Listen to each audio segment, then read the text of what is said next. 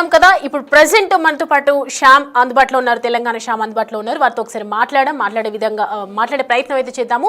శ్యామ్ గారు నమస్తే అండి. అసలు ఏం జరిగింది పూర్తిగా ఒకసారి చెప్పండి మాకు.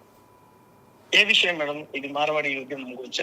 ఒకవైపు ఆమనగల్లు పూర్తిగా బంద్ చేయాలని చూస్తున్నారు కదా మీరు.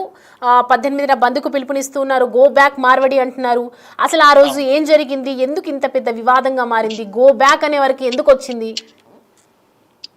మీ ఛానల్ వేదికగా ప్రజలకు కూడా వాస్తవాలు తెలియాలి మేడం. ఇది మోండా మార్కెట్ నుంచి మొదలైనటువంటి ఉద్యమం కాదు మేడం. మోండా మార్కెట్ లో జరిగినటువంటి మాట వాస్తవం. అక్కడ ఒక దళిత బిడ్డని ఒక మార్వాడి ముఠా మొత్తం కొట్టినటువంటి మాట వాస్తవం. వాళ్ళ మీద కేసు అయింది, చట్టపరమైనటువంటి చర్యలు పోలీసు వాళ్ళు తీసుకుంటా అన్నారు. వాళ్ళని అరెస్ట్ చేయనప్పటికీ కూడా పోలీసు వాళ్ళ మీద గౌరవంతో మేము చెలో మోండా మార్కెట్ కాల్ ఇచ్చి బ్యాక్ తీసుకున్నాం, మేము చట్టపరమైనటువంటి చర్యలు తీసుకుంటామని అన్నప్పుడు అక్కడ నేను, రామ్ ప్రసాద్ అన్న, ఇంకా వేరే చాలా మంది దళిత నాయకులు మాట్లాడారు. కానీ మేము అనేది ఏంటంటే, మేము ప్రధానంగా ఈ రోజు అమ్మన్గాళ్ళు పిలుపునిచ్చినటువంటి వ్యక్తులు తెలంగాణ బిడ్డలు. అది నేను ఇవ్వలేదు.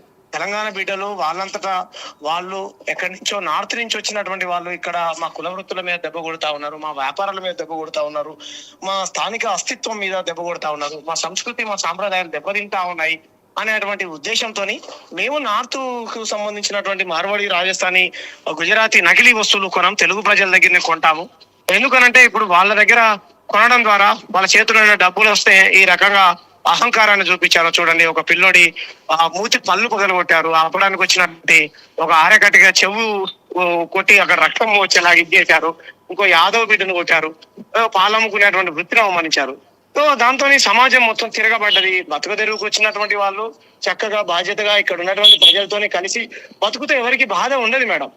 కాబట్టి ఆల్రెడీ మేము సీమాంధ్రులతో నష్టపోయాము. మా నీళ్లు, మా నిధులు, మా నియామకాలు అనేటువంటి పేరుతోని ఉద్యమం జరిగింది. ఆ ఉద్యమంలో వందలాది వేలాది మంది తెలంగాణ బిడ్డలు ప్రాణ త్యాగాలు చేశారు, తుపాకీ గుండ్లకు ఎదురుగా నిలబడ్డారు. మీకు తెలిసిందే, తెలంగాణ ఉద్యమం ప్రపంచంలో ఇక్కడ జరిగినటువంటి ఉద్యమం ప్రపంచంలో ఎక్కడ జరగలే. కాబట్టి ఇక్కడ ఉన్నటువంటి ప్రాంత ప్రజలకు ముఖ్యంగా బీసీ కులాలు ఏవైతే ఉన్నాయో అవి ఒట్ల కమ్మచారుల, మన చారీలు అనుకోవచ్చు, పద్మశాలీలు అనుకోవచ్చు, లేకపోతే గౌడులు అనుకోవచ్చు, ముదిరాజులు అనుకోవచ్చు, ఇంకా సంబంధ కులాలు మాలా మాదిగా ఈ కుల వృత్తులు చేసుకున్నటువంటి వృత్తి కులాలు ఏవైతే ఉన్నాయో వాళ్ళందరూ రోడ్ల మీదకి వచ్చి స్వతహాగా పోరాటం చేస్తా ఉన్నారు. ఈ అంశాన్ని టేకప్ చేసి గో బ్యాక్ అనేటువంటి ఉద్యమం అక్కడి నుంచి మొదలైంది కాదు మేడం. కాదండి, ఇప్పుడు అంటే గొడవ జరిగింది, జరగక ముందు ఎందుకు మరి ఈ ఉద్యమం చేయలేదు, ఎందుకు మాట్లాడలేదు? ఎందుకు చేయలేదండి దీని గురించి ప్రొఫెసర్ మనగా ఆయన పేరు యూనివర్సిటీ ప్రొఫెసర్ వినోద్ కుమార్ గారు మాట్లాడుతా ఉన్నారు. 12 ఏళ్ల కింద, 14 సంవత్సరాల కిందనే డాక్టర్ జిలకర శ్రీను అనేటువంటి రచయిత మేధావి అన్న మాట్లాడారు. ఎంఎస్ గోపీనాథ్ గారు మాట్లాడారు, తెలంగాణ మేధావి, మొట్టమొదటి దళిత కార్డియాలజిస్ట్.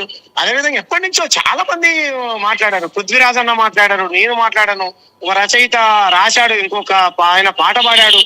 ఇది ఎప్పటి నుంచో ప్రజల్లో ఉంది మేడం. కాకపోతే ఎప్పుడైతే మోండా మార్కెట్ లో వాళ్ళందరూ కలిసి ఇలా ఎస్సీ ఎస్టీ బీసీ కులాలను కొట్టారో అప్పుడు ఇది ఇంకా పేలింది అంతే తప్ప వీళ్ళు అనుకున్నట్టు అసలు అక్కడ మొదలైన ఉద్యమం కానే కాదు మేడం. ఒకటి, ఇప్పుడు మీరు అంటున్నది నిజమే, ఒప్పుకుంటాను, కరెక్టే.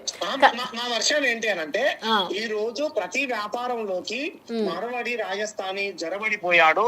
ప్రతి గ్రామంలోకి మార్వాడి, రాజస్థానీ, గుజరాతీ వ్యాపారస్తులు జరబడిపోయాడు. ఇక్కడ వ్యాపారాలు పెట్టుకొని స్థానికస్తులకు ఉద్యోగాలు ఇవ్వకుండా వాళ్ళ వృత్తిని దెబ్బకొట్టడమే కాకుండా ఆధిపత్యాన్ని చెలాయిస్తూ దాడులకు చెలరేగుతా ఉన్నాడు అనేటువంటి ఉద్దేశంతో సమాజానికి మొత్తానికి ఒక అవేర్నెస్ లాంటిది వచ్చింది. అంచేత వాళ్ళు మేము స్వచ్ఛందంగా మా ప్రాంతం వాళ్ళ దగ్గర మేము కొంటాం. ఇప్పుడు తెలంగాణ మీరు కొంతమంది పేర్లు చెప్పారు, ఒక 10 ఏళ్ల నుంచి మాట్లాడుతున్నారు, 4 ఏళ్ల నుంచి మాట్లాడుతున్నారు, అంటే కొంతమంది పేర్లను మీరు పిక్ చేసుకొని చెప్తున్నారు. కానీ తెలంగాణ మొత్తానికి ప్రాబ్లం లేదు కదా. ఇప్పుడు మీరు ఒకసారి తెలంగాణ ప్రజలు ప్రతి ఇంట్లో ఉన్నటువంటి సమస్య ఇది మార్వాడి గురించి. ప్రతి ఇంట్లో అంటే తెలంగాణ వాదం కోసం పనిచేసినటువంటి అందరూ మాట్లాడారు. అంటే నేను మీకు నా నోటికి సడన్ గా నాకు గుర్తొచ్చినటువంటి పేర్లు చెప్పాను. ఇలా పేర్లు చెప్పుకుని పోతే 1000 మంది తెలంగాణ మేధావులు మాట్లాడుతున్నారు మేడం. కొన్ని లక్షల కోట్ల మంది కవులు ఏమంటారు, ఇది వాస్తవమే, ఇది జరుగుతున్నది, గ్రామాలలో వీరు జొడబడిపోయారు, రకరకాల పండుగల పేరుతోని, రకరకాల తిండి పేరుతోని, దాల్ బాటి, కచోరీ, పావు బాజీ, ఇంకేదేదో హల్దీరామ్ గిల్దీరామ్ ఇటువంటి జ్వరబడిపోయాయి. మన తెలంగాణ బిడ్డలు కూడా వాళ్ళ కల్చర్ ని ఎస్టాబ్లిష్ చేసుకునేటువంటి పరిస్థితుల్లోకి మన వాళ్ళు కూడా వెళ్ళిపోతా ఉన్నారు. ఈ ప్రమాదాన్ని ఇప్పుడే మనం ఇది చేయకపోతే రానున్నటువంటి రోజుల్లో ఇది రాజస్థానా తెలంగాణ అనేటువంటి ప్రమాదంలో పడతామని ఎప్పటి నుంచో ప్రజల్లో ఉన్నది మేడం. ఇది కొత్తగా మొదలు పెట్టింది కాదు, లేకపోతే ఈ రోజే పుట్టింది కాదు మేడం. ఇది అంటే ఇప్పుడు ఏంది, ఇప్పుడు నెక్స్ట్ ఒకవైపు మన బండి సంజయ్ కేంద్ర మంత్రి బండి సంజయ్ కూడా చెప్తున్నారు కదా, ఎప్పటి నుంచి అంటే రాజ్యాంగబద్ధంగా మనము ఉండడానికి అర్హులే వాళ్ళు, ఎన్నో రోజుల నుంచి ఇక్కడ ఉంటున్నారు, ఎన్నో రోజులు నుంచి ఇక్కడ వ్యాపారం జరుగుతుంది, ఎన్నో రోజులుగా మనం ఎక్కడ చూసినా కూడా మీరు చూస్తున్నారు కదా స్వీట్ షాప్స్ అవన్నీ కూడా మీరే చెప్తున్నారు. అంటే వ్యాపార పరంగా కూడా అభివృద్ధి చెందుతూనే ఉన్నారు. వాళ్ళకి సంబంధించి వస్తున్నప్పటికీ కూడా ఇది రాజ్యాంగబద్ధంగా ఇది రాంగ్ అనేది ఎవరు చెప్పట్లేదు. ఇప్పుడు టీపీసీసీ మహేష్ గౌడ్ కూడా స్పందించడం జరిగింది, వాళ్ళని మనం అభ్యంతరం వ్యక్తం చేయాల్సిన అవసరమే లేదు అని చెప్తున్నారు. వాళ్ళని ఎవరు అభ్యంతరం చేయట్లేదు కదా, వాళ్ళని మనం ఏమంటలేదు కదా మేడం. ఇప్పుడు మా నీళ్లు మాకు కావాలి, మా నిధులు మాకు కావాలి, మా నియామకాలు మాకు కావాలని ఏ విధంగా అయితే మనము ఇది చేశామో, మా ప్రాంతంలో మీరు ఫ్యాక్టరీలు పెట్టుకున్నా, కంపెనీలు పెట్టుకున్నా, మా ప్రాంత బిడ్డలకు 80-90% ఉద్యోగ ఉపాధి అవకాశాలు కల్పించండి. ఎందుకంటే ఇక్కడ ప్రజలు పెట్టినటువంటి పన్నులతోనే బ్యాంకులలో పోగుబడ్డటువంటి ధనాన్ని రుణాల పేరుతో మీరు తీసుకుంటా ఉన్నారు. కాబట్టి మా ప్రాంత బిడ్డలకు ఉద్యోగాలు ఇవ్వండి, మా ప్రాంత బిడ్డలకు ఉపాధిని కలిగించండి అని ప్రతిపాదన పెట్టాలనే ఉద్దేశంతో మేము రౌండ్ టేబుల్ సమావేశాలు, చర్చలు, లేకపోతే డిస్కషన్స్ ఇలాంటివి పెట్టుకొని మేము ప్రజా ఉద్యమాలు చేయాలని ప్రజాస్వామ్య పద్ధతిలో మేము అనుకుంటా ఉంటాం. ఇంకా ప్రభుత్వం ముందు పెడతాం, ఈ ప్రతిపాదన పెడతా ఉన్నాం. ఇంకా ఉద్యమం మొదలు కాక ముందుకే మేము చంపుతాము, పొడుస్తాము, నరుకుతాము. ఉద్యమం మొదలైపోయింది కదా, నెక్స్ట్ బంద్ పెడుతున్నారు కదా 18న. ఇప్పుడు వాళ్ళకైతే మనమైతే బంద్ పెట్టాం, మనం చెప్పామా? వాళ్ళంతా వాళ్ళ స్వచ్ఛంగా వచ్చారుగా మేడం, మరి వాళ్ళకి ఏం సమాధానం చెప్తారు ఇలా మాట్లాడే వాళ్ళు? అక్కడ బంద్ పెడుతున్నారు, రేపు తూప్రాన్లో బంద్ అంట, కొత్తగూడెంలో. ఇప్పుడు నేను అంటున్నది చెప్పండి. అన్ని మండలాల, అన్ని తెలంగాణలో ఉన్నటువంటి అన్ని మండల కేంద్రాలలో, అన్ని జిల్లాలలో పెద్ద ఎత్తున స్థానికస్తులు, స్థానిక వ్యాపారులు అందరూ ఏకమయ్యి నిజమే కదా ఈ ప్రమాదం చాప కింద నీరులాగా పాకిపోతే రేపొద్దున మన ఉనికికే ప్రమాదం కదా అనేటువంటి దాంట్లో అందరూ వ్యాపారస్తులు ఆలోచిస్తున్నారు మేడం. లేకపోతే మీరే చెప్పండి మేడం, మీరు కూడా ప్రజా జీవితాన్ని అంటే ప్రజలు ఎదుర్కొనేటువంటి సమస్యల్ని ఊహించే వాళ్ళు, ఇంత ఆదరణ ఎందుకు వస్తుంది ఈ ఉద్యమానికి మీరు చెప్పండి. అంతే కదా, అంటే ఈ ఉద్యమం ఇంకా కొనసాగుతుంది అంటారు మరి? 100% మేడం, 1000% ఈ ఉద్యమాన్ని ముందుకు కొనసాగిస్తారు తెలంగాణ ప్రజలు. ఏముంది కార్యాచరణ ఏంటి, నెక్స్ట్ ఏం చేయాలనుకుంటున్నారు? చెప్తాం మేడం, మేము చేసే కార్యాచరణ కూడా కలిసి చెప్తాం. ప్రజలకు చెప్తాం, మీకు చెప్పాల్సింది మీకు చెప్తాం, ప్రజలకు చెప్పాల్సింది ప్రజలకు చెప్తాం. ఉద్యమం ప్రజాస్వామ్య పద్ధతిలోనే చేస్తాం, పాలకుల దృష్టికి తీసుకెళ్తాం, మా హక్కులని, మా సంస్కృతి, మా సాంప్రదాయాన్ని మేము కాపాడుకుంటాం. సరే, ఇన్ని రోజులుగా మీరు అంటున్నారు కదా మార్వాడి వల్ల చాలా మంది వ్యాపారులు నష్టపోతున్నారు, ఎంతో ఉనికిపోతోంది ఇక్కడ, అసలు సగం రాజస్థాన్ అయిపోయిందని చెప్తున్నారు. కాబట్టి ఏ రకంగా నష్టం ఎదుర్కొంటున్నారు? ఈ 10 ఏళ్ల కాలంలో స్వర్ణకారులు, బంగారం పనిచేసేటువంటి వాళ్ళు, బంగారం తయారు చేసేటువంటి కెమికల్ అది ఏదైతే ఉంటుందో అది తాగి 20 మంది ఆత్మహత్యలు చేసుకున్నారు. నిన్నగాక మొన్ననే ఒక ఆయన పద్మశాలి ఆయన నాకు ఫోన్ చేశాడు, ఏడుస్తా ఉన్నాడు, అన్న దేవుడు లాగా ఈ విషయాన్ని తెరపైకి తీసుకొచ్చావన్నా, నీ కాళ్ళు మొక్తా అని ఏడ్చుకుంటూ ఏ విధంగా ఇక్కడ ఉన్నటువంటి రకరకాల అధికారులని, లేకపోతే అది డిపార్ట్మెంట్ వాళ్ళని అందరినీ మేనేజ్ చేసి ప్రాంతీయతలకు సహకరించి వ్యాపారాలు పెట్టుకోవడానికి ఇచ్చేస్తా ఉన్నారు. విత్ ఎవిడెన్స్ తో సహా నాకు పంపించాడు, మీకు వాట్సాప్ చేస్తాను. ఇలా అందరి సమస్యలు, అందరి వృత్తులలోకి వీళ్ళు జ్వరబడిపోయి వీళ్ళ దగ్గర డబ్బులు ఉన్నాయని, వీళ్ళ దగ్గర కొన్ని రాజకీయ శక్తులు ఉన్నాయని ఆ అండ చుట్టుకొని వీళ్ళు స్థానికస్తుల పైన జులుం చెలాయిస్తూ ఇలా కొల్లగొడతా ఉన్నారు మేడం. సో అంచేత ఇక్కడ ఉన్నటువంటి బిడ్డలు రోజు ఆత్మహత్యలు చేసుకుంటా ఉన్నారు, రోడ్లు ఎక్కుతా ఉన్నారు. పంచవృత్తులు, చెక్క పని చేస్తాం కదా, శిల్పి అదే బొమ్మలు చేస్తారు కదా మేడం, స్వర్ణకారులు, ఇలా పనిచేసేటువంటి సంబంధ కులాలు వీళ్ళందరూ రోడ్లు ఎక్కి వాళ్ళు నకిలీ అమ్ముతా ఉన్నారు, మా ఉపాధి ధ్వంసం చేస్తా ఉన్నారు అని చెప్పేసి వాళ్ళ పెద్ద ఎత్తున గలవిపుతా ఉన్నారు. అది కదా నష్టం మాకు జరిగేది వాళ్ళ వల్ల. ఎందుకంటారు మరి మన వాళ్ళు ఎందుకంత నష్టపోతున్నారని మీరు భావిస్తున్నారు?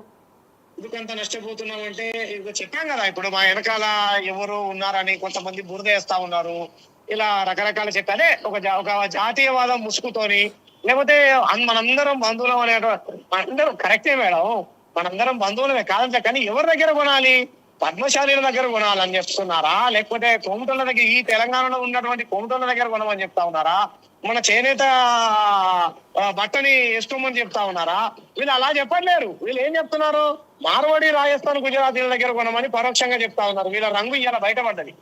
మీకు అర్థమైందా మేడం? అంటే వాళ్ళు మాత్రమే కోటీశ్వర్లు కావాలి, వాళ్ళు మాత్రమే ధనవంతులు కావాలి, వాళ్ళ దగ్గర సంపద పోగు కావాలి, ఆ డబ్బును వీళ్ళకి ఇవ్వాలి అనేది నిన్న స్పష్టంగా బండి సంజయ్ ఒకటే మాట చెప్పాడు. ఇది రాంగ్ అని అంటాడు. మరి నువ్వు ఎటు సైడ్ ఉన్నావా చెప్పా?